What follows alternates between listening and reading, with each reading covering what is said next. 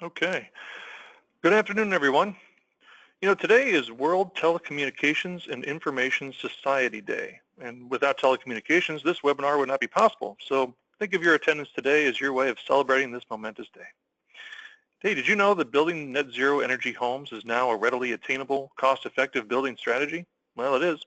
And today, we're going to explore the building science advancements, product innovations, groundbreaking energy efficiency strategies, pioneering renewable energy solutions, and advanced smart home technologies that will take us beyond net zero and enable us to design and build homes that are net positive energy producers.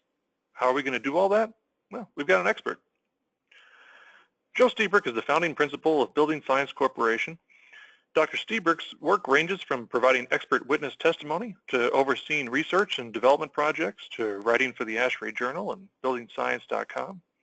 Dr. Stiebrick's commitment to advancing the building industry has had a lasting impact on building codes and practices throughout the world, particularly in the areas of air barriers, vapor barriers, and vented and unvented roof assemblies. Dr. Stiebrick is an acclaimed educator and author, and he holds a Bachelor of Applied Science in Mechanical Engineering, a Master of Engineering in Civil Engineering, and a Doctor of Philosophy in Building Science. Today's webinar is made possible by PowerShift from NV Energy. You can never save too much energy or money.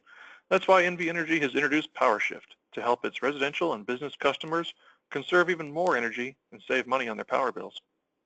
PowerShift by NV Energy is also about providing you with excellent customer service. It's your one-stop shop to find all the energy-efficient products and services to help you boost your bottom line, along with convenient ways to manage your account. PowerShift Energy Advisors are dedicated to working side by side with business customers to discuss their needs and to find energy efficiency solutions that save money. Plus, their Business Solutions Center is the place to go to discuss your bill payments and account-related questions. For more information, please visit nvenergy.com/PowerShift. During today's presentation, you can submit questions for our guest. Simply use the questions box that's probably on the right side of your screen. I'll review those questions and pose them to Joe during the Q&A time set aside after his presentation. Joe, have at it. Well, hello, folks. Zero energy ready homes, net zero energy, beyond net zero energy. Where do we start? Well, the typical approach to getting to net zero has been about 65% of the way to net zero is you get there with energy efficiency or conservation, and then you get the rest of the way there with approximately 35% renewables. Why the 65-35% split? Well, it seems to work. We've done a number of net zero houses, buildings in the last couple of years. I'm going to be focusing on housing. When you're talking about houses and climate zones 4, 5, 6, and 7, with houses in essence with basements, you're talking about a 65-35% split. For a 2,500 square foot to 3,000 square foot home, you end up having to go to R5 under slab insulation, R5 windows, R10 under slab insulation, R20 below grade walls, R40 above grade walls, R60 roofs at around 1.5 air changes per hour at 50 pascals. You then add between 5 and 7.5 kW of PV, and you're at net zero.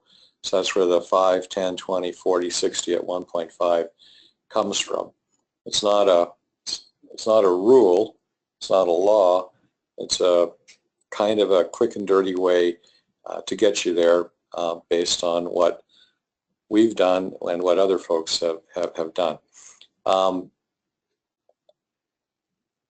the last 2 or 3 years, it's become pretty clear that we can push the building enclosure or the energy conservation a little further and either downsize the amount of PV that we add to the building, or without downsizing the amount of PV, we're basically now creating a net positive building where we're actually we're creating more power than we're consuming. So if we wanted to go from, in essence, the net zero level to beyond net zero, we go to basically, we can't do much better than R5 glass right now.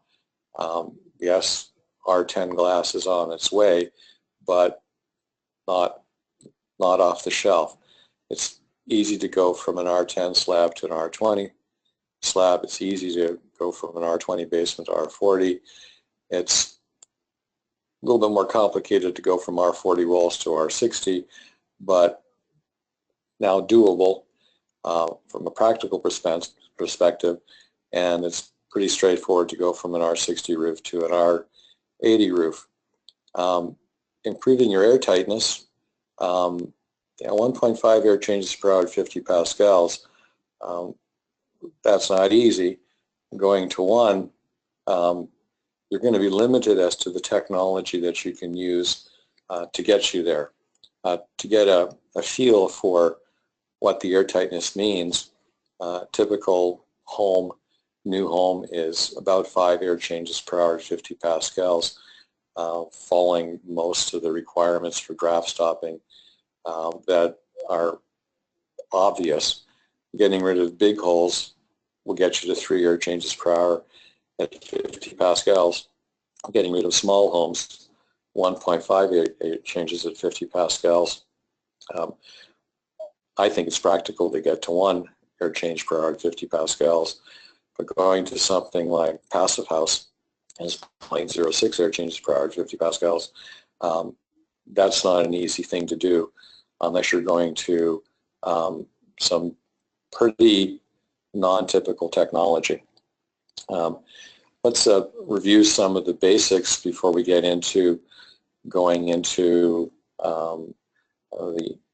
pushing the enclosure, pushing the envelope to the logical limits.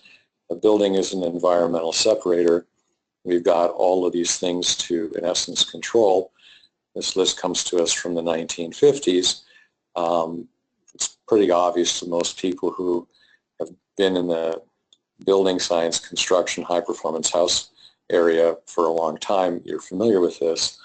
We're going to compress the list to basically 4 important layers: a water control layer, air control layer, vapor control layer, and a thermal control layer. And we know from experience that the optimal configuration is to have the structure to the inside of the control layers. So you have the structure and have your water control, air control, vapor control layer on the structure. Covering those 3 control layers, you have the thermal control layer, and you have a back ventilated and drained cladding. This is known as the perfect wall. If you flip it one way and flip it the other way, you get the perfect slab and you get the perfect roof. This is where the protected membrane roof concept originated in the 1950s. You replace the ballast with dirt and grass and growing mediums. You in essence have a green roof. If you flip it, you've got the classic insulated slab, dirt, stones as a capillary break, insulation, control layers, and you're typically a concrete slab. Putting them all together in a section, perfect wall, the perfect roof, the perfect slab. That's all about continuity of the control layers. So you want to connect the water control of the roof to the water control of the wall to the water control of the foundation. Correspondingly, the air to the air to the air, the vapor to the vapor to the vapor, thermal to the thermal to the thermal. These are the principles of enclosure design, and they remain the same for ultra-high performance building enclosures, not just typical building enclosures. Penetration such as glazing, you have to connect the water control of the window to the water control of the wall, the air control of the window to the air control of the wall, vapor, vapor, thermal, thermal. You get the idea. Again, it's all about continuity of the control layers. We don't typically see many green roofs or perfect roofs residentially. we typically separate the membranes or the control layers, where we have a water control layer on the top of the thermal resistance and the air and vapor control on the bottom of the thermal resistance. So the typical enclosure is slightly altered, where the water control is above and separated from the air control and vapor control and thermal control of the roof compared to the wall. We don't see a lot of flat roof buildings, flat roof residences. In essence, this is the typical configuration that we're going to see in an ultra high performance residential assembly, where the water control is the upper part of the roof, the air and the vapor control is under the thermal insulation, but continuity is the key in all cases. If we look at three typical configurations of a perfect wall, the institutional wall is made out of masonry and concrete, control layers to the outside. Commercial wall, replace the concrete and masonry with steel studs, paperless gypsum sheathing, but again, the control layers are external to the structure.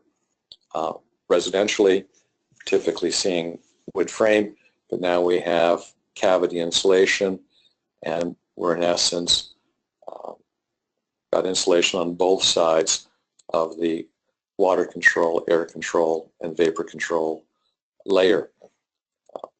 For all intents and purposes, most high-performance assemblies were limited to 5.5 inches of cavity space with a 2x6 assembly on the interior, but we're not limited to 1 or 2 inches of continuous insulation on the exterior. As you'll see, there are many options, from going to 4 to 6 inches or even 8 inches of continuous insulation to adding truss assembly to the exterior wall, or another outboard wall that could take us all the way to an R80 wall should we desire to go that way.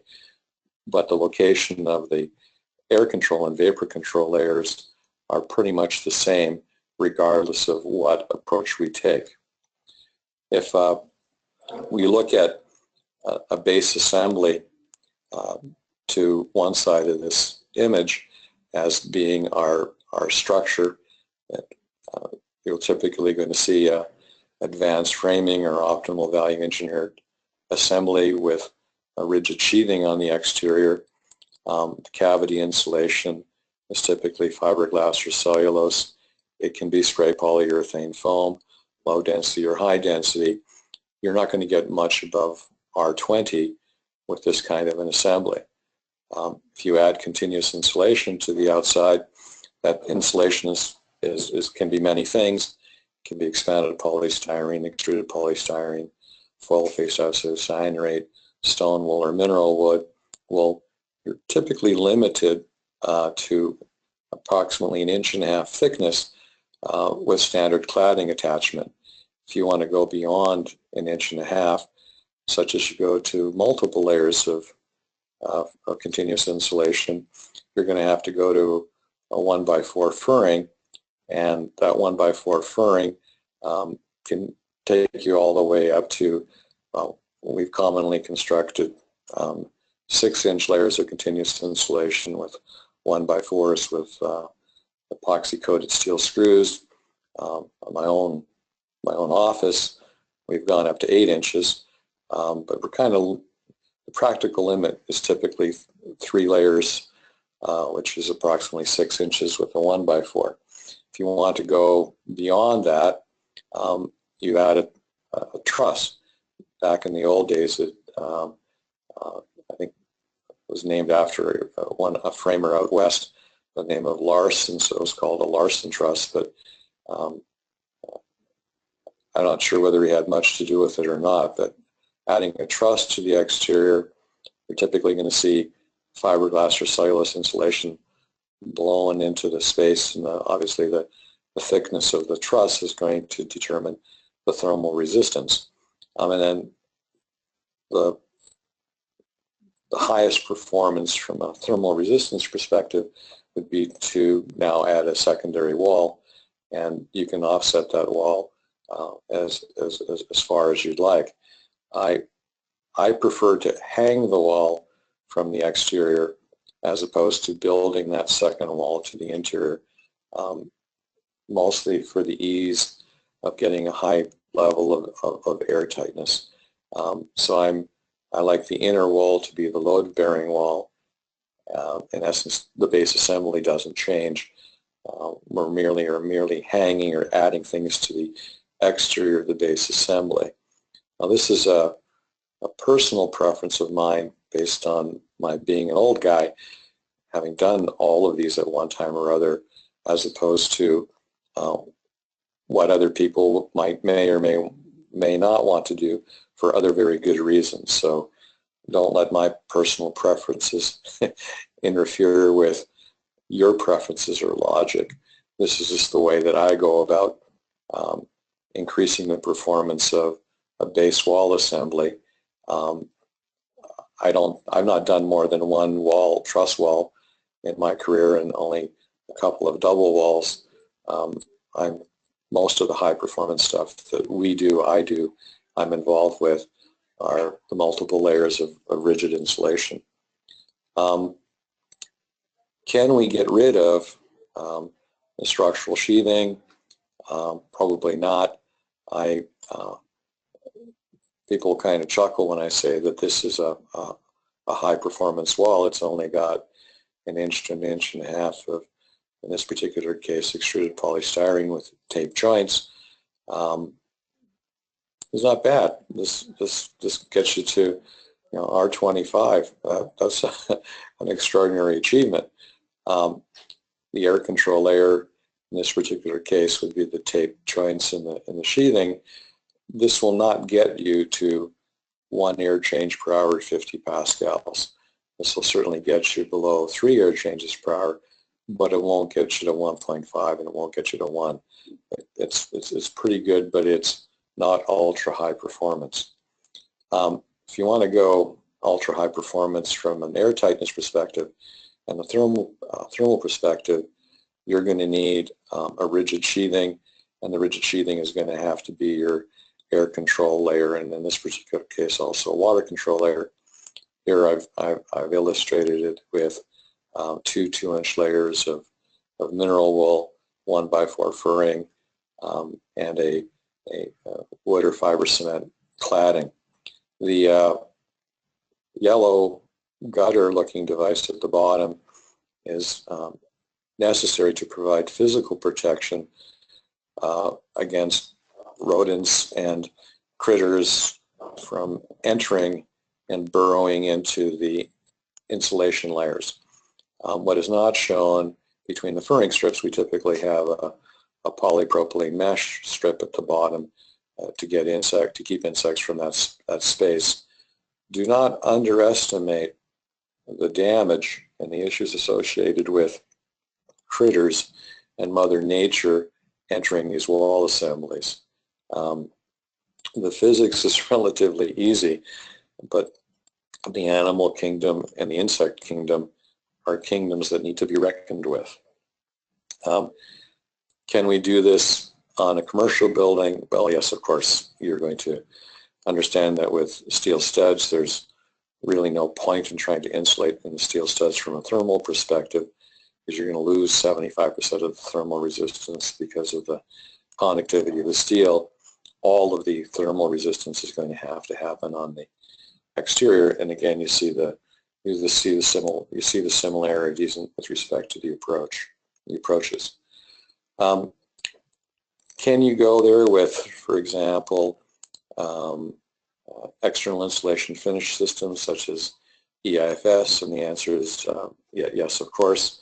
The big improvement, the revolutionary change in the EIFS happened in the 1990s when the industry went from face sealed assemblies to adding the air and water control layers behind the EIFS, and it's not impossible or not difficult to go to 6 inches of expanded polystyrene adhered to exterior sheathing. That's pretty darn high performance wall assembly. Can we go to hybrids? Well, one way of getting to a hybrid assembly would be to take a advanced frame 2x6 wall and spray the cavity half filled with high density spray polyurethane foam and the remaining cavity with fiberglass or cellulose. This gets you well above R20 into the R30 range, but with a single frame assembly. It makes the construction process significantly easier to deal with. Can you fill the entire cavity with spray polyurethane foam? Yeah, yes, of course. Now understand you're still got thermal bridging in play, but this gets you above the R30 range without continuous insulation on the exterior. What if we were to go with double wall construction? Well, the key to the high performance and high insulation levels of double wall construction is to locate a thermal throttle on the exterior of the interior wall. I prefer to use OSB with the joints sealed. This easily allows us to go to R40 to R60 walls. I do not like to have OSB on the exterior of the assembly where possible. OSB doesn't breathe as much, and we're finding when we get between R40 and R60 in a double wall in a cold climate, we're beginning to see the remnants or the beginnings of mold on the interior side of the exterior OSB sheathing. When we start getting above R60, you're going to have to go to a gypsum sheathing, which is highly vapor open, or to an asphalt impregnated fiberboard that is also highly vapor open. You're not going to be able to have this work with plywood. So let me summarize. Double wall construction, OSB, beautiful place for it on the outside of the interior wall. Do not use OSB on the outside. Use plywood once you get above the R60 level of thermal resistance. The plywood is not vapor open enough. You're going to need to go to gypsum sheathing, something like a dense glass gold, or an asphalt impregnated fiberboard. You've then got your water control layer at that layer, and you're going to have a ventilated drain screen, because that ventilated drain screen is critical to the ability of the wall to dry to the exterior. Remember, drying is a function of thermal energy flow across the assembly. I have very, very little drying in a highly insulated wall, and so I'm going to have to use every trick in my toolkit to enhance drying. That air gap between the cladding and the exterior sheathing is not to control rainwater entry. It's to try to get every little bit of drying capacity from the interior to the exterior working for us. So that airspace is a really big deal from a drying perspective. How much of an airspace? Go to at least 3/4 of an inch, 19 millimeters, with an R60 plus wall. 1/4 inch isn't going to do it for you, folks. The same arguments that I've just had or just presented with respect to the double wall apply to a truss wall assembly. From a structural perspective, the truss wall has been easier for me to construct, and I prefer it to the double wall. But I apparently am one of the loners in the industry. Most people are going to double wall construction as opposed to a truss wall construction. But the discussion about the vapor throttle, the permeance of the exterior sheathings remain exactly the same this type of an assembly as they did for the double wall. Can we get rid of the air control layer and the vapor throttle on the exterior side of the interior wall? And the answer, yes, you can. You can do that with several inches of high-density spray polyurethane foam. This is probably the only assembly that from a double wall where I have the second wall as an interior wall and acting as a non-load bearing wall.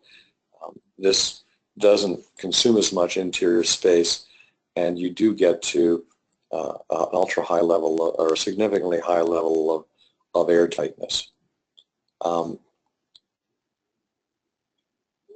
Can we go to an external hybrid of a truss? Can we simply use 2x3s or 2x4s held off of the wall with, in essence, long screws and in a sleeve, and then have the structural connection made with high-density polyurethane foam? And the answer is yes, of course. This is a technology that evolved from a retrofit perspective, but it's equally viable in new construction. Understand that foam, high-density foam, is not cheap, but it's easier to apply than to construct a double wall assembly. So the advantages of the spray foam are the ease of construction. The disadvantage is the cost associated with the material. Can we do this with SIP, structural insulated panels? And the answer is yes, of course. It's not impossible to go to a 10-inch or 12-inch SIP wall assembly. The technology is fairly straightforward. What's nice about this approach is the ease of there's not very much thermal bridging associated with this approach. The argument against it, of course, is that the architecture is limited. The panelization limits some of your architectural dimensioning and freedom. I don't view that as a big restriction. Back in the day when I built with SIPs, we pretty much could get any shape possible. You just have to plan this through a little bit more carefully. The key thing to remember in a highly insulated high thermal level resistance SIP assembly, your water management layer, your water control layer on the exterior is a really, really big deal, and you're going to need a ventilated cladding. You're not going to be able to redistribute any moisture to the interior of that SIP panel. It's all got to be redistributed in that airspace, and that airspace has to be substantial. So we're talking about 3/4 of an inch. We're not talking about a 1/4 inch air gap. I need to stress that with these high performance walls, we need a large gap behind the external cladding so we can get every bit of drying capacity working for us. Remember, we don't have much energy flow across these walls. That's the whole point. And so we have to do everything we can to squeeze as many molecules out of that, water molecules out of the assembly with as little energy as possible. And that air gap is a big deal for us in that regard. What about the ICF approach? Again, the technology is the building science physics behind the technology is solid. That's a pun, right? Concrete, solid, bada bing, bada boom. The physics is understood, but you're still going to need a ventilated gap between your cladding and your highly insulated outer layer of the insulated concrete form. That airspace, again, is a big deal. I'd like to go through at this point the NIST Net Zero Energy home in Gaithersburg that we did for them. This was built a number of years ago. This is a 2x6 advanced frame with plywood sheathing. There were no overhangs. There were no overhangs constructed during the initial framing. They were afterwards. We did this to be able to get ultra high levels of air tightness. The ultra high levels of air tightness were done with a fully adhered membrane that basically connected the concrete foundation to the exterior walls to the roof assembly. The green bump outs are where obviously the windows are going. We're going to have 4 inches of continuous insulation on the exterior, and the windows are going to be outies. In other words, the windows are going to be at the outside layer level of the continuous insulation. So we in essence have a lining that bumps out the thickness of the continuous insulation. The greenish element is the fluid applied waterproofing or fluid applied water control layer on the bump outs. The air tightness of this building was less than 0.5 air changes at 50 pascals. So this is ultra tight, and we'll get into the implications of that on the mechanical systems a little later. The cavity insulation in this particular case was netted cellulose. There's the roof air barrier, air control layer connected to the wall air control layers. The foam in the window frames was just in essence to keep stuff out during the construction process. The roof overhangs were added afterwards after the air tightness. In essence, we're creating an outrigger type of an assembly. And the reason that we're doing this is that we wouldn't have gotten to the 0.5 air changes per hour at 50 pascals with a conventionally framed roof, because the air tightness wouldn't get us there. We wouldn't be able to seal around the overhanging members. There's the continuous insulation installed. The windows are in place. The 1x4 furring strips over the continuous insulation. The trim in place. The cladding system is now being installed over the 1x4s, and see how the pieces are coming together. This is in essence the next to the final step. There's the enclosure, and on the top we have approximately 7.5 kW of PV, and we also have a solar thermal water system for providing supplemental heat to the hot water, to the domestic hot water.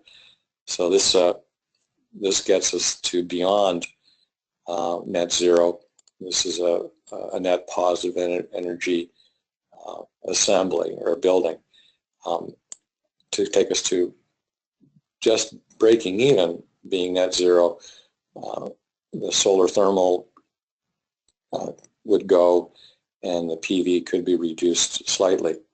But this gives you an indication of what a high-performance building enclosure looks like and what it takes to get you to net zero or beyond net zero. This is a sketch showing the bump outs for the windows. The yellowish orange is the fluid applied material that extends the water control and the air control layer out to the outer edge of the window opening, window box. The black is a fully adhered membrane. It's not tar paper. It's fully adhered. You're not going to get you're not going to get to less than 1 air change per hour at 50 pascals with a non-adhered assembly.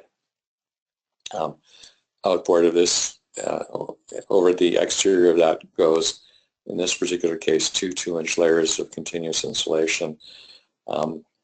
We're regularly seeing now 3 2-inch layers of continuous insulation without any change in essence, the approach, the 1x4 furring strips.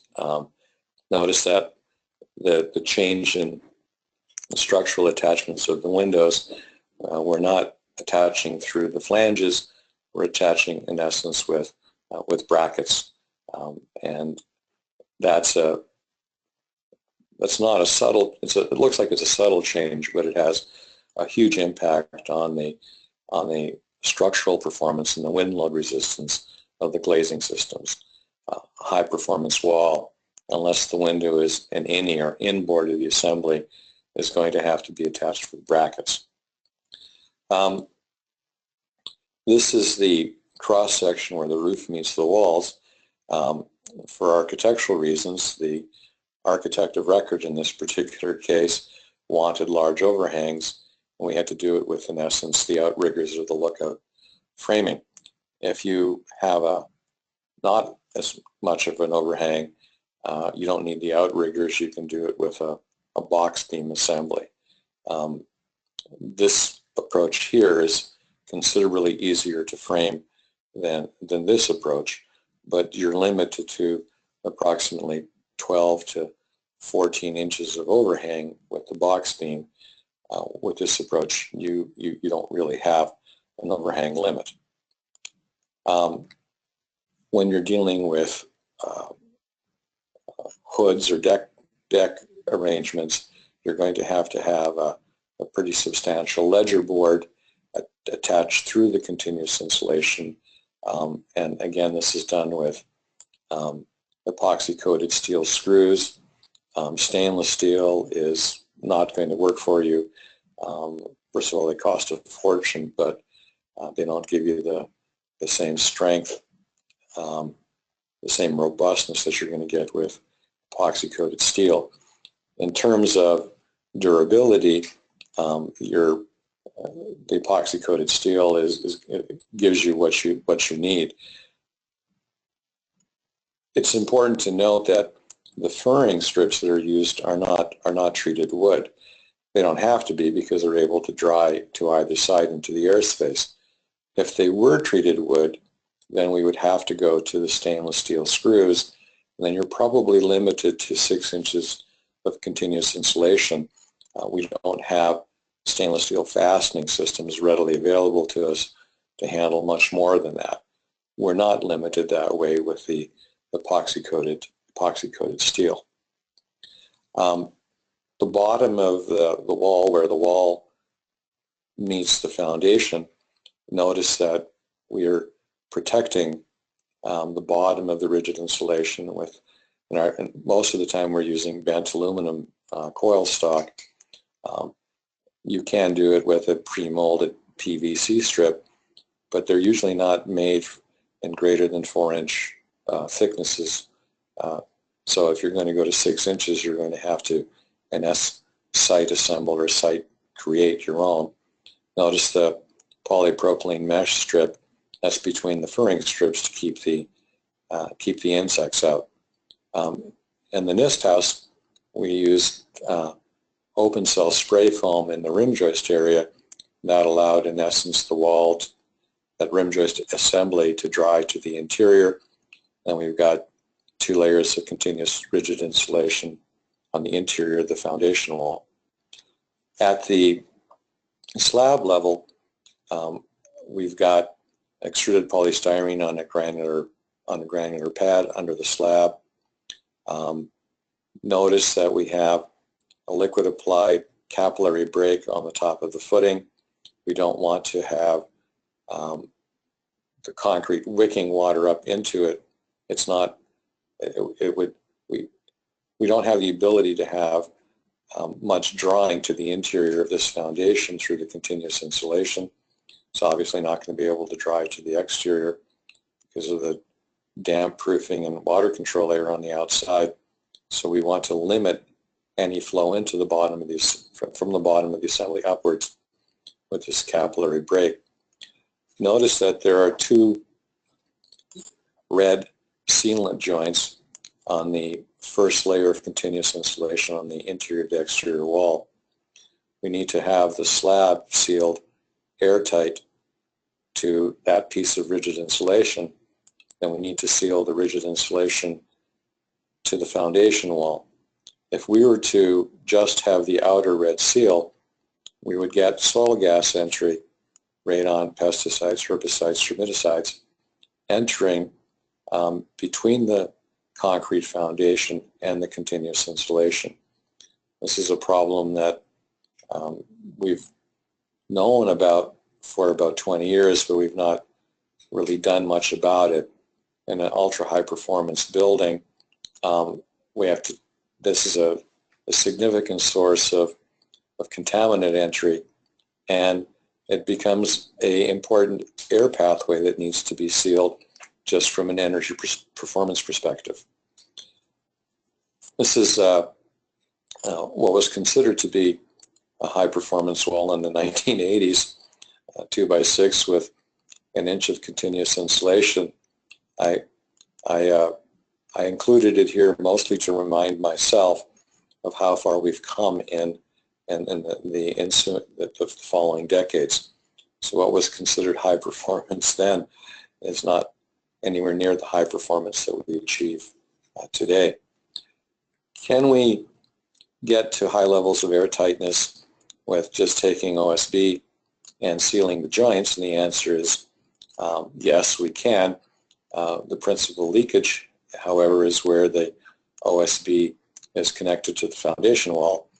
That horizontal seam of yellow fluid-applied air control layer is a big deal from the airtightness perspective.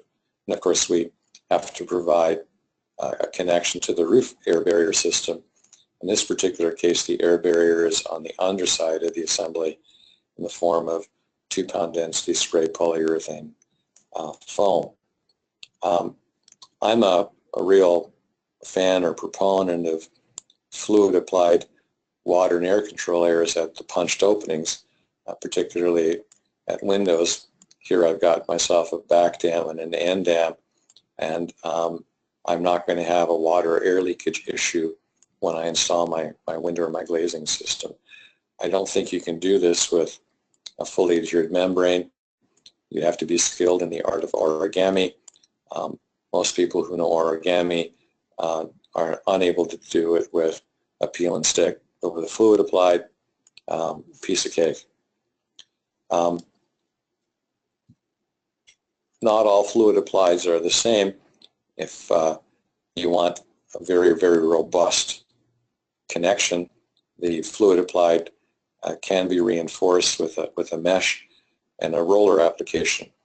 If we're dealing with multi-story buildings, 2, 3, 4 stories, the wind loads are greater, we're going to find that the fluid applieds are going to have to be reinforced in this way. If we're dealing with, for example, a double wall assembly with the exterior wall being gypsum sheathing, I prefer to see a fluid applied water and air control layer on the exterior of that, and then we want that 3/4 inch vented airspace between the exterior surface of the water control layer and the backside of the cladding. We're seeing a lot of spray applied air and water control layers migrating from the commercial side of the business to the residential side. It's a technique that has its place in high performance, ultra high performance residential walls. This is the Huber zip system. I particularly like it. The weak links in the zip are where the zip terminates at the foundation. There isn't a easy way of making the connection to the concrete foundation wall on the bottom edge of the zip. Tapes that stick to the zip don't stick to the concrete. Stuff that sticks to the concrete doesn't stick very well to the zip. So we're basically using some kind of a hybrid. What we've been doing is priming the surfaces and getting a butyl system that's rolled that adheres to both the concrete foundation and to the zip. We've also used a fiberglass mesh reinforced mastic. It's not an easy or clean or neat thing to do, but it's necessary if you want to achieve high levels of airtightness. This is my office, or our office in Westford. This is ultra tight. The CFM 50 is 50. When we slam the door, the toilet flushes, so it's toilet flushing tight. We have 8 inches of continuous insulation on the exterior. This gets me to the R6 to the R80 wall level if you want to go that far. The ultra high levels of tightness means that no fans work without makeup air, so we're having balanced ventilation, in this particular case an HRV. Notice how the window frame is bumped out. This is an outie window. So the layers of rigid insulation being installed, 10 inches of rigid insulation on the top, 8 inches on the walls, 1x4 furring strips with epoxy coated steel screws. Cladding system goes in place, and there you have it. This looks like a conventional building, but it's ultra high performance. Well, how did we get to beyond net zero? Well, we added the PV, but the PV wasn't added to the building. It was added to an outbuilding, and that gets us significantly beyond net zero. If we want to really push the technology, shallow frost protected slab foundation, slab on grade, floating on a layer of insulation and a granular pad are an excellent way to go. The horizontal projection of the insulation is going to be equal to the typical frost depth. So if your frost depth is 4 feet, your insulation skirt is going to be 4 feet. What we've learned over the years is that horizontal insulation needs a capillary break beneath it and a capillary break in the drainage gap above it. Let me repeat this because people miss this. You need a capillary break under the horizontal projecting insulation for frost protection and a drainage gap above it. If you do not like extruded polystyrene, you can do the whole thing with mineral wool. It doesn't matter what rigid insulation you use. The mineral wool is going to have to be the 11 pound a cubic foot density to handle the loading, the compressive loading. The foundation is in essence a waffle slab. This is the cross-sectional detail where we're using two 2-inch layers of stone wool insulation with two 2-inch layers of stone wool insulation on the roof. The water and air control layer of the wall is connected to the air control layer of the roof. We have a standard box beam approach that you've already seen before in previous images, and the cavity insulation. This is a foam-free way to get a high-performance wall with continuous insulation. What we've got happening here is we have a diffusion ridge vent. In other words, if the roof assembly shingles were to leak, moisture, water leaks into the mineral wool. It evaporates, it turns into a vapor, and it migrates upwards to the diffusion vent using a call it a ping pong effect, and vents to the exterior. So here we have a ultra high performance self-drying roof. As the argument has been made that, my God, if I build an unvented roof assembly, if the roof leaks, I'm never going to find the roof leak, and the roof is going to rot. Well, here, if the roof leaks, it dries itself. You'll be seeing more of this in cold climates and high-performance buildings in the future. Here, a famous architect is doing a load test on mineral wool insulation. We're preparing the shallow frost protected slab location, scraping away the topsoil. This is the soil gas vent, the filter fabric, stone layer, the mineral wool insulation creating the waffle pattern for the slab that will be cast in place, plastic vapor barrier, the concrete being placed. We have our concrete waffle slab. We have yet to install the horizontal projecting insulation. Here it is being in place. This is 4 inches of mineral wool at the perimeter of the slab, 2 inches horizontally, 4 feet for the depth of the frost. This is covered with a drainage mat. Notice the capillary break sealing the top of the slab to the wrapping around the perimeter insulation. We're casting the concrete slab. The physical protection of the vertical edge of the mineral wool where it meets the foundation is done with cellular PVC. This is an AZAC strip that provides the finish. Advanced framing with in this particular case, this is sheathing.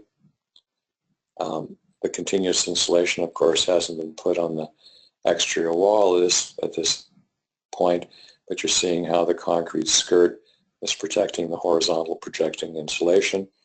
That step back in the foundation is there, the thickness of the continuous insulation that's to come.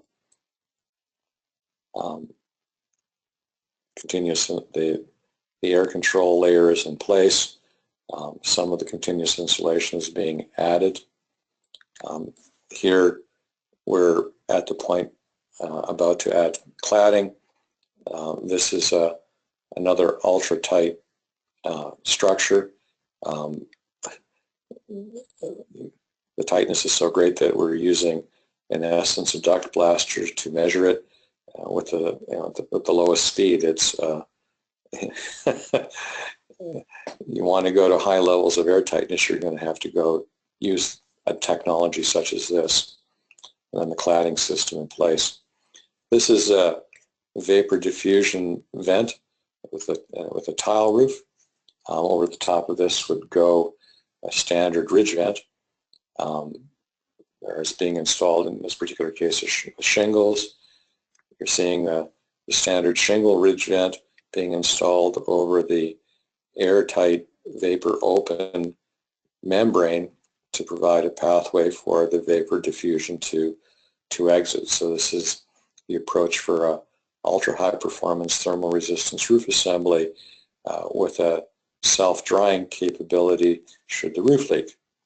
All right, let's deal with the mechanical systems that with high performance buildings, ultra high performance buildings. The principles are, when I go through them, are going to be obvious and simple, and you're going to say, well, really, is that what it takes? The answer is, well, yeah. You need a cooling system to make it cold, but you don't need much of one. You need a dehumidification system to make it dry, but you're not going to need much of one. You're going to need a heating system to make it warm, but you're not going to need much of one at all. And you're going to need an energy recovery system to keep it cold and dry and warm and comfortable. The energy recovery systems don't make the building cold or dry or hot and dry. They only maintain hot and dry and cold and dry after it's been created by something else. And that's missed in a lot of mechanical design. Then we need a mixing system, a distribution system to make it uniform. So, all right, this is kind of obvious.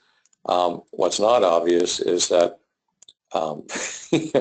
range hoods are insanely complicated to deal with in an ultra-tight building.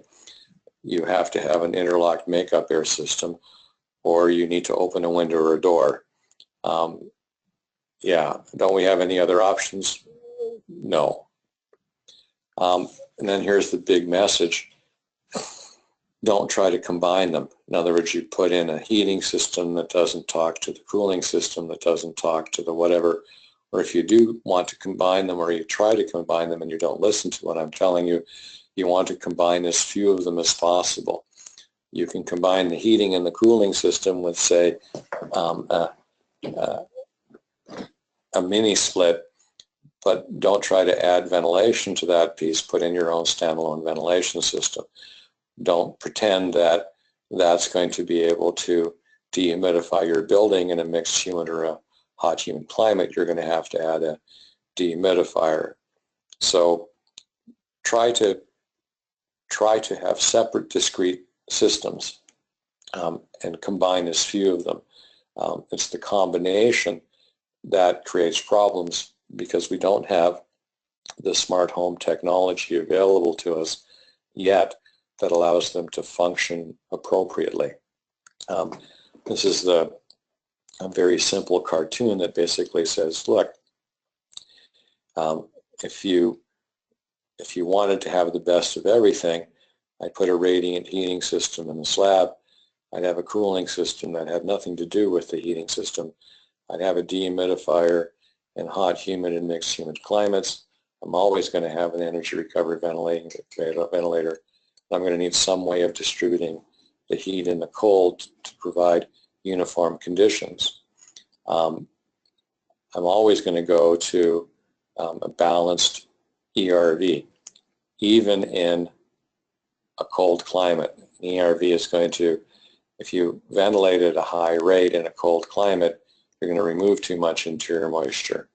And so I'm leaning towards the ERVs regardless of what climate zone you're dealing with. We now have small wall-mounted dehumidifiers that handle the humidity control.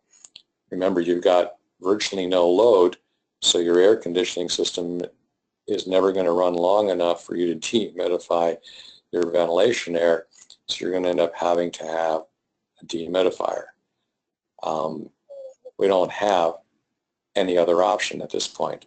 Or if there is one, I don't know what it is, and I sure as heck would like somebody to tell me so that I can stop talking about hard load humidity control in ultra high performance buildings with a dehumidifier. The most typical technology are mini splits, but mini splits don't provide enough distribution in the building. So as strange as it seems, you're going to have to add a little bit of ductwork to move the air around to provide mixing or homogenization. In a cold climate, an ultra high performance building, a house with high levels of air tightness, you're going to have cold spots and hot spots unless you move air around.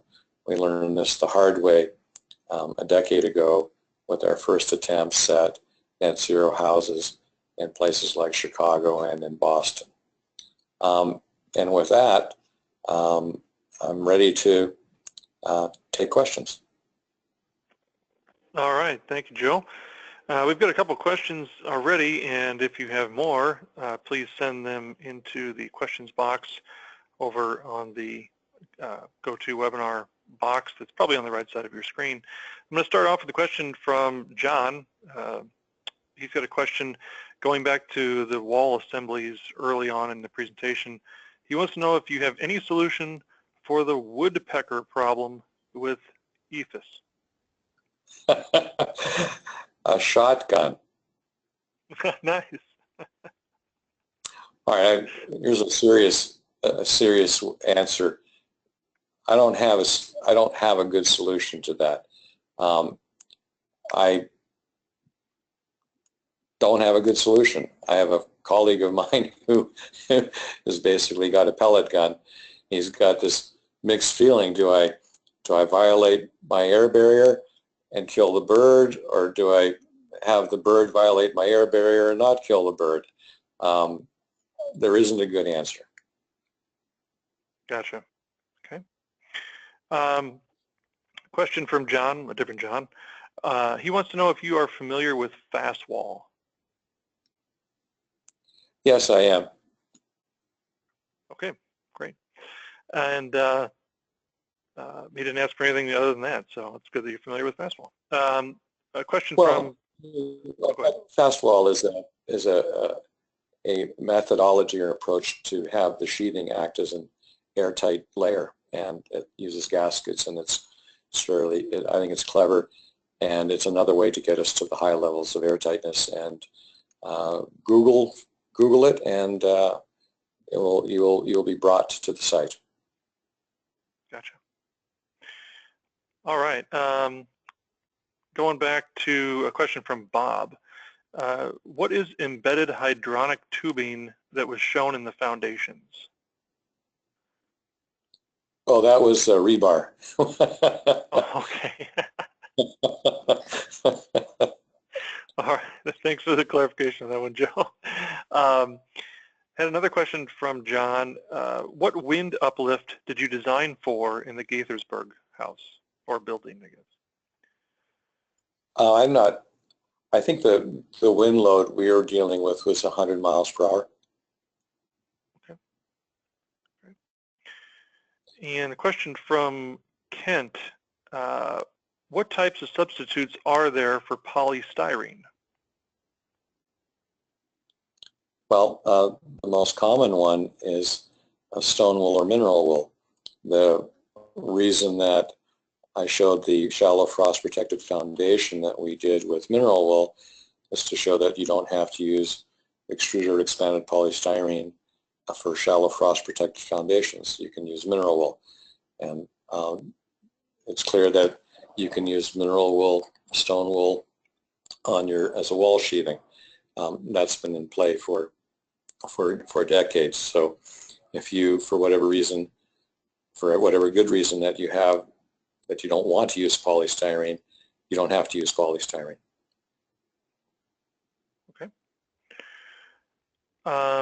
Question from Daniela. How do you deal with attic vents? Because she's saying in California they're a code requirement. They're not a code requirement in California. I know that because I wrote the code language. You can build vented and unvented roof assemblies in California. What is not yet allowed prescriptively in California is using a vapor diffusion vent. That would have to be done under architectural or engineering seal, but you can build an unvented roof in California right now on the prescriptive side, and that's been the case since I think 2004, 2005. Okay. Question from Bob, back on slide 38. If you can go back to that one, he said, let's take a look at that real quick. He's asking if the concrete was in the wrong place on that slide, and it looks to me like it's in the middle. It is. Yeah. This is an insulated concrete form. Right. Think of polystyrene Lego blocks that are filled with concrete. Right. Okay. Okay. So yeah. So it is in the right place there, Bob. Question for you. They want to know how Guido's doing. Guido is unable to build high-performance wall assemblies because they require a higher skill set than Guido has available to him. He's Gotcha. having coffee with Luigi and Bubba as we speak. Nice. We had a question on asking about your opinion on electric-based radiant floor heating for slab on grade.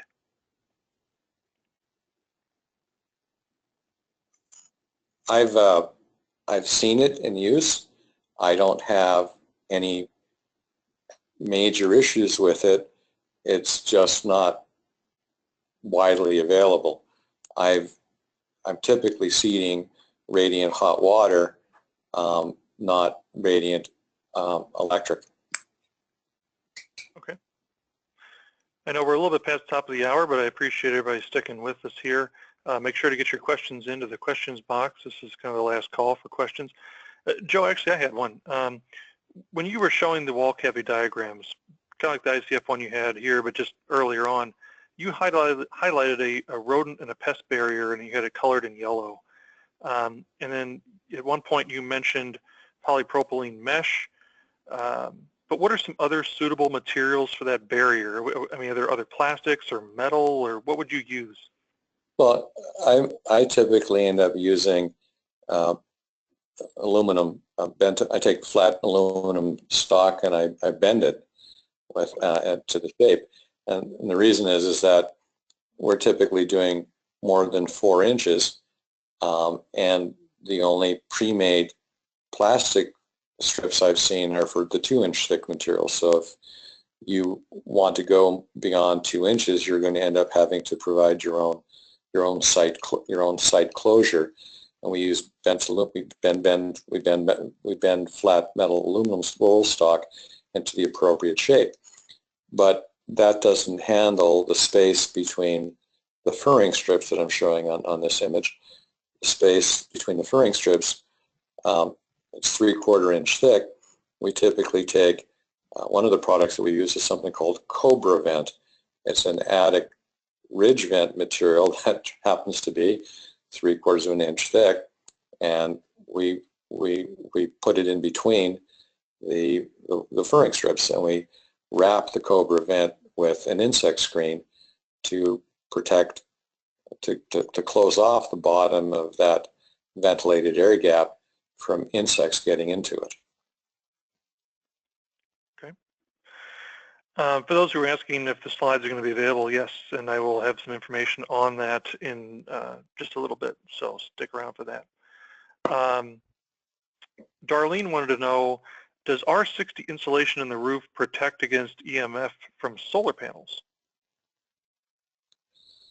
Well, it would and does if we're talking about foil-faced isocyanurate. What it's not going to deal with, you're not going to get that with a non-foil-faced material such as extruded polystyrenes or mineral wool. Gotcha. We got a couple questions from Zach, so I'm going to take one at a time here. When attaching furring strips through continuous insulation, do the screw penetrations through the WRB need to be sealed or dealt with in a special manner? No. You're typically screwing into plywood or OSB with, and the plywood or OSB basically provides the air seal around it. The amount of leakage that you're getting there is not big enough to worry about. Okay. You know, we had the question before about the radiant in the floor, but Kevin was wanting to know if you can comment on radiant hydronic heating and cooling in the ceiling. Well, I don't have an issue with radiant heating in any location, but I have issues with radiant cooling, and it's sort of a be careful here. You're going to end up having to have a very low moisture level inside of the building, or you're going to get higher than 80% relative humidity on those surfaces, and you'll get mold growth, and you'll ultimately get condensation. So whenever we've dealt with chilled beams, for example, in commercial installations, we have to have a dehumidification system that dehumidifies the space to well below 50% relative humidity, in order to prevent the 80% or higher relative humidity from occurring on those cool surfaces. So I'm giving you a big, be very, very careful. You're not going to see radiant cooling in mixed humid and hot humid climates. You can see it, and it's not typically rare to have it in a hot dry climate. So hot dry, okay. Hot humid, mixed humid, be ultra careful. I think you probably won't want to go there, but if I can't convince you not to go there, you're going to have to be really good at your dehumidification. You're going to need a really good dehumidifier, and the standard dehumidifiers do not easily take you below 50% relative humidity. You're going to need something like a thermistor. You're almost dealing with refrigeration technology at that point to make it work. That's how difficult it is to keep the surface relative humidity below 80% with radiant cooling in a hot, humid, and a mixed humid climate. Joe, I have to apologize. I misunderstood Bob's question about ICFs earlier.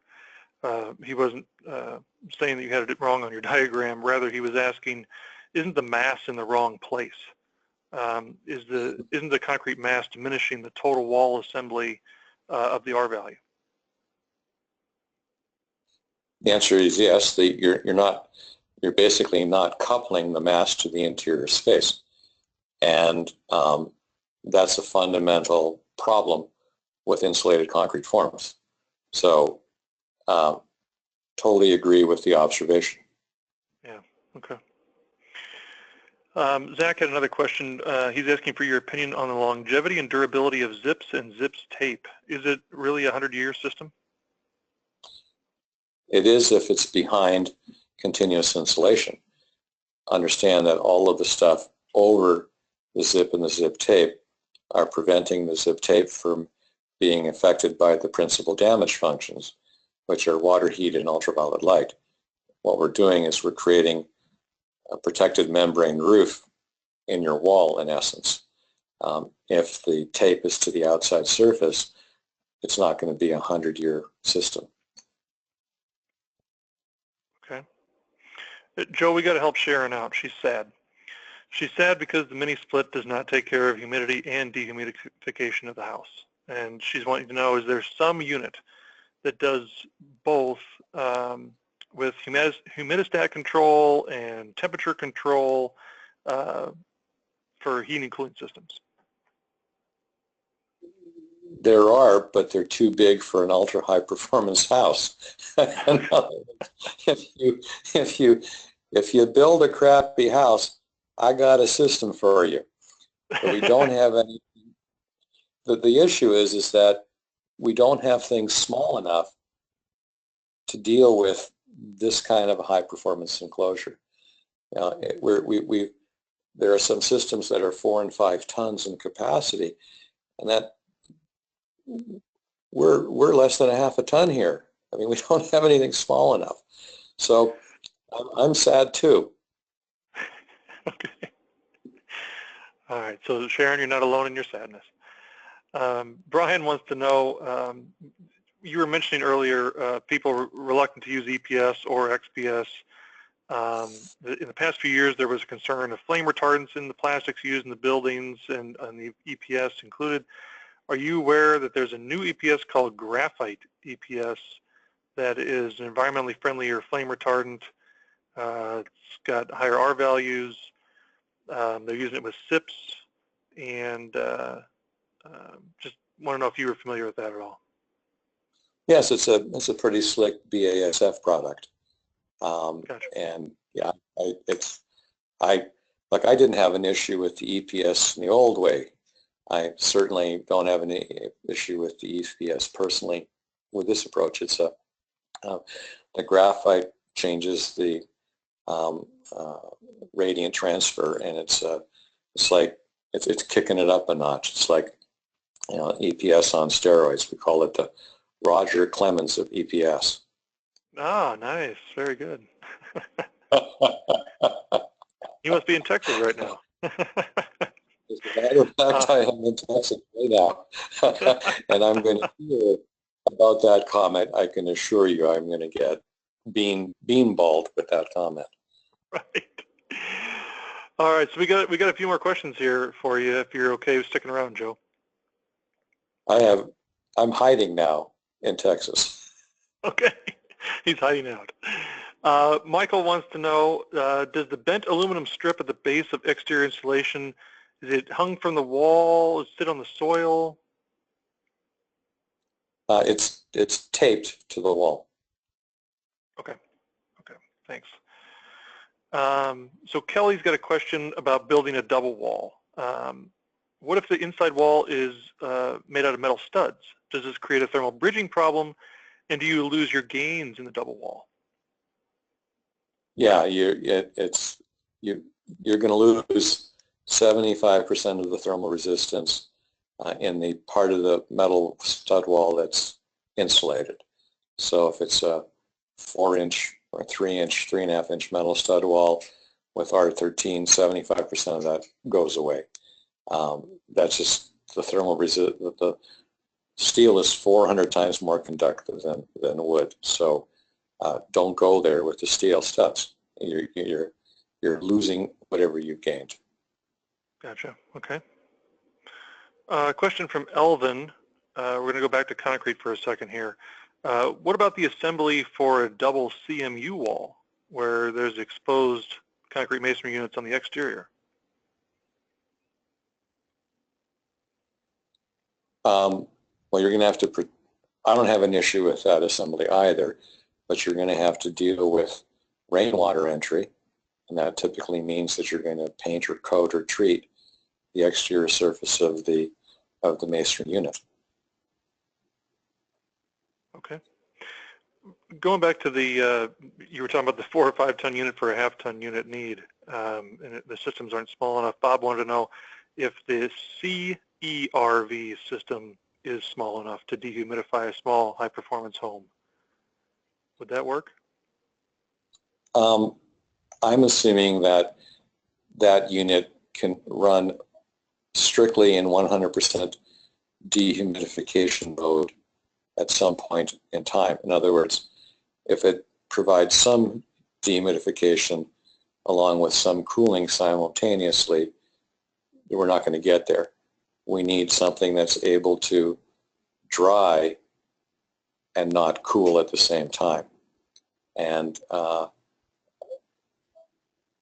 what that typically requires with cooling is an additional coil. So you have a cooling coil, and you have another coil that basically dumps the heat that you're taking out of the air to dry it back into the unit. And I've not ever seen a small unit with 2 coils. So I believe what we're talking about is something that has enhanced dehumidification but still provides some degree of cooling in the process. And I'm saying that that's not good enough. And what we can do is we can fool it. And I'm going to be, you'll have to be kind of sleazy, and that might appeal. That is, you basically provide heating while you're cooling. That's called cooling with reheat. And you're saying, oh my God, I'm wasting some energy. And the answer is, well, yeah, you are, but it doesn't take very much because you're so ultra efficient. You know, get over it. Gotcha. A follow-up on the CMU wall question, insulating between those walls. Would you need a vent between them? Do you need to add a barrier over the inside foam insulation?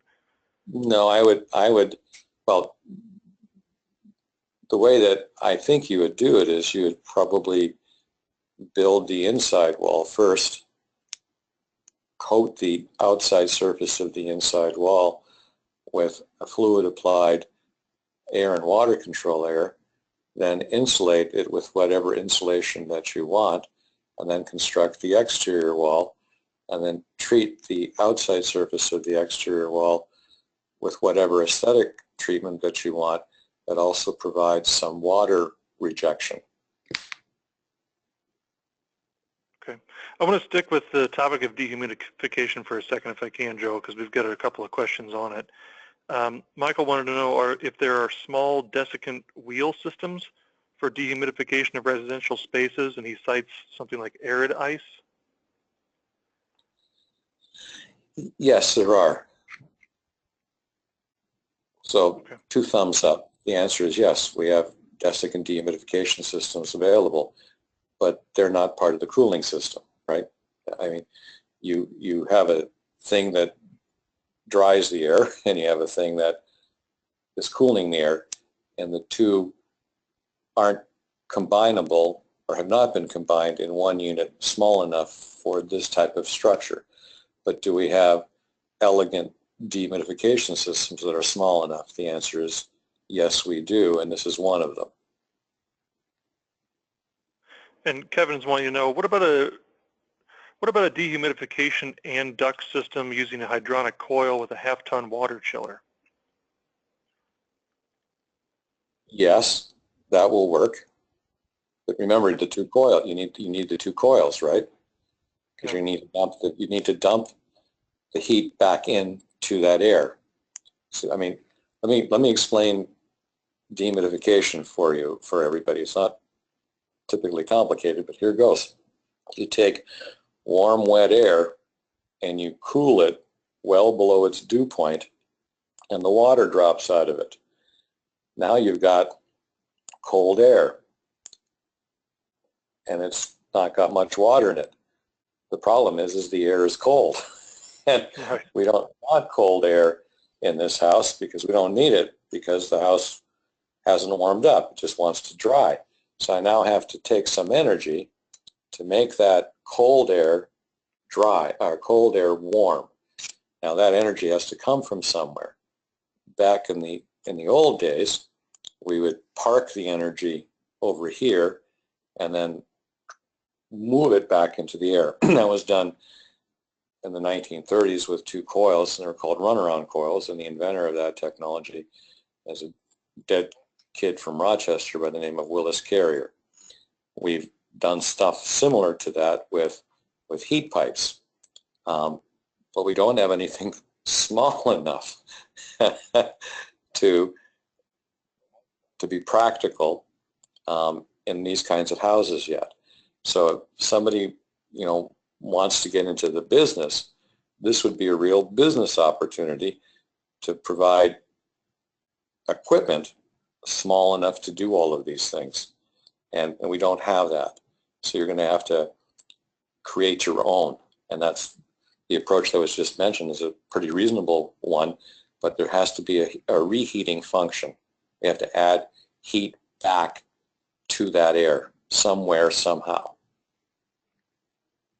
All right, so all you entrepreneurs out there, there's your tip for the day. I don't like skipping anybody's question, Joe, so I'm just going to wrap up the dehumidification questions with one from Randy. He says, will the heat pump hot water heaters dehumidify? Yes, they do.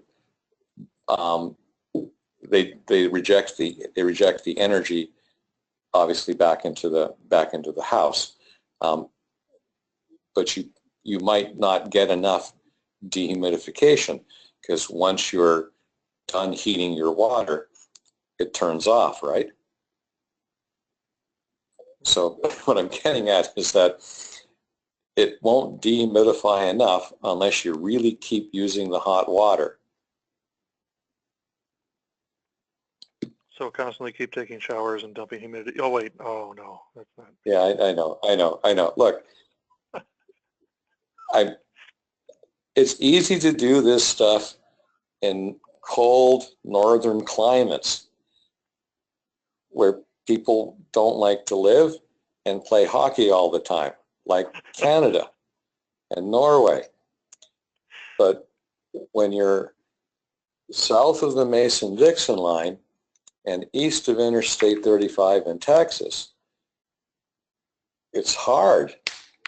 That's why you have those funny accents when you're eating that barbecue stuff. And I appreciate the shout out to all the Canadians who are attending here today. They ought to know that I am one, and the Maple Leafs broke my heart again. This is the 50th year in a row that they've broken this Torontonian's heart. Okay, so I'm still sore. Well, as a fan of the St. Louis Blues, I'm right there with you. John wants to know if you have any opinion on insulated vinyl siding.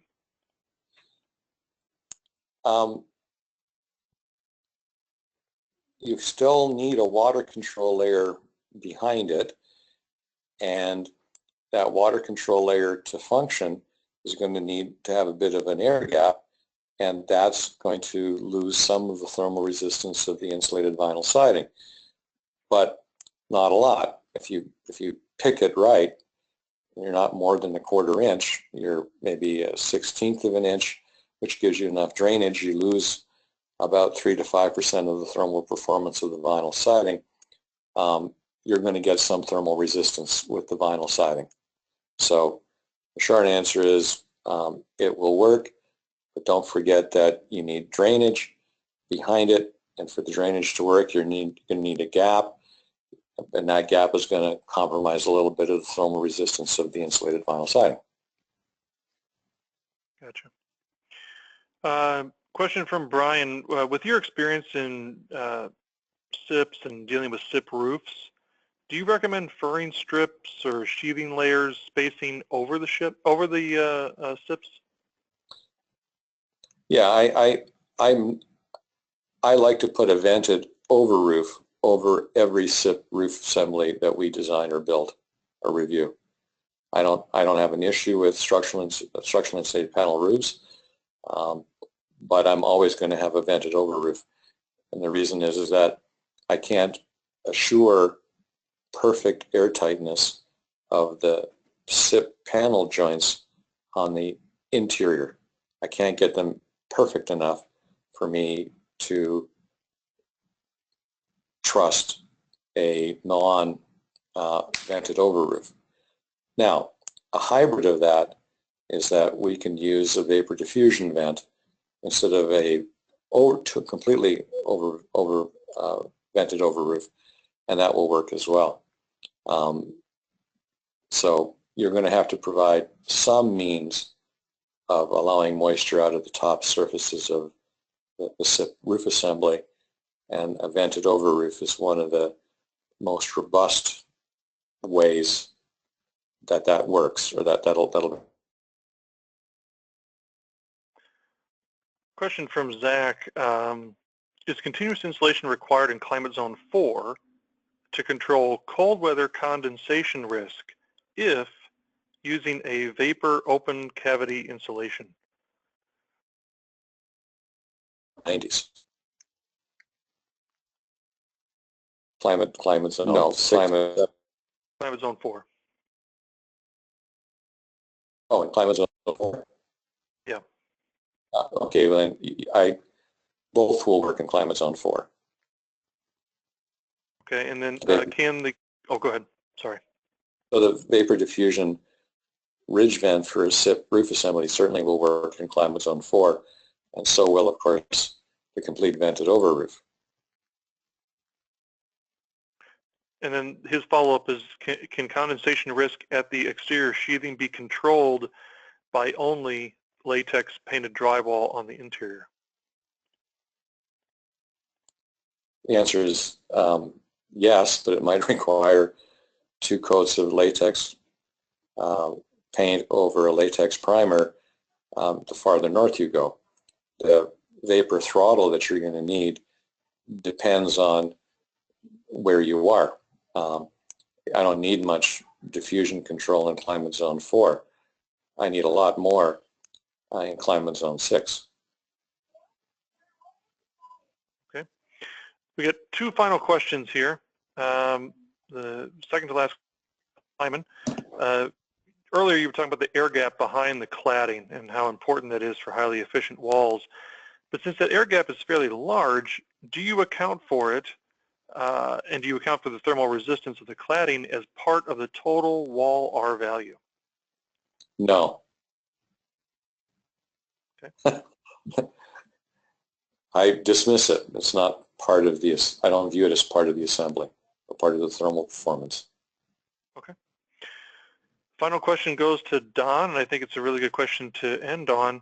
He wants to know, have you modeled these systems, and does the actual performance match the model? Yes, that we've modeled them, and no, the performance doesn't match the model. The performance is always significantly less than the model. Really? Does that surprise you? No, I've never believed in models because they always overpredict, and so and the overprediction is greater the higher the performance of the wall. So it's an issue. So I typically derate things based on experience about 15% to 20%. So that's the reality factor is 15 to 20% about? Well, that's been my experience, and I'm ultra conservative with my pronouncements on modeling. You do the best you can, and then you say, okay, the error bar is fairly large, and Gotcha. the error bar is much larger on a high performance building. Okay. Well, I think we got to all the questions today. So, Joe, thank you very much for sharing your time, your knowledge, your experience with us. We really do appreciate it. And I promised I would say this earlier, and I am saying it right now. If you would like a copy of his slides, you can go to www.buildingscience.com on Monday, and you want to click on recent presentations, and you want to download the PDF there. So go to buildingscience.com on Monday, and you'll be able to get those slides. Hold on a second here. Some compliments coming in. So, Joe, you did a great job. People think you were really helpful today. So, thank you, Joe. Well, thank you. Can you mention that to my children? They're always surprised. Thanks, guys. Appreciate it. Well, thank you also to our audience for attending and asking wonderful questions. We really do appreciate you being here. And thank you to NV Energy for their generous sponsorship of this webinar. And we're going to be back here again 3 weeks from today. So that's Wednesday, June the 7th, 2 p.m. Eastern Time. We're going to talk about something that we touched on a little bit in these questions and in the presentation. That's radiant versus forced air. And we're going to be joined by actually a returning guest, Upanor's Steve Swanson. So make sure you come on back 3 weeks from today. We'll be right back here talking about radiant versus forced air. Until then, take care, everyone, and have a wonderful day.